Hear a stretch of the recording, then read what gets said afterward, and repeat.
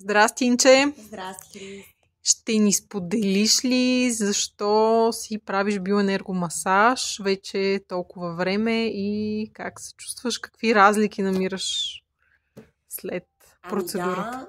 Чувствам се отлично, много заредена след масажа. Винаги идвам след работа, изключително изморена. Едва се додрапвам до тук, но като си тръгна е доста по-заредено, енергизирано и наистина просто усещаш, че си жив човек и имаш енергия да свършиш още доста неща и да ходиш на много места. А ти работиш предимно седнала? Как това се усеща върху гърба ти? Какво?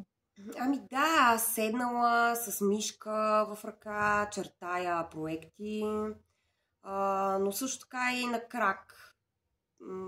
На терен? На терен, да, просто е различно.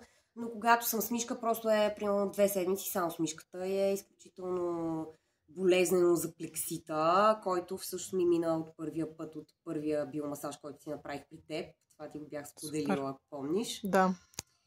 И всъщност това беше най-големия бонус на биомасажа, защото аз дойдох за друго, като цяло за раздвижване на тялото, лимфата, кръвта, но ефекта за плексита беше просто супер осезаем и до сега въобще не ме е боляло. Супер, благодаря. А понеже ти започна лятото да идваш при мене, вече не е зима, но е есен и е доста по-студено. С тебе направихме и инфрачервената масажна капсула.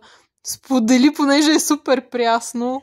Страхотно е, като усещане като от сауна, обаче и с сено-масажен стол.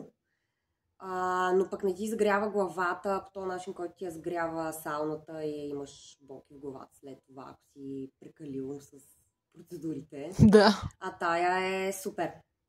Супер. Благодаря ти. Имаш ли нещо напротив да споделя това видео с други хора? Не, така че се, идвайте повече хора и се лекувайте, обръщайте внимание на себе си. Това ще се отрази на целия свят. благодаря. Чао! Чао!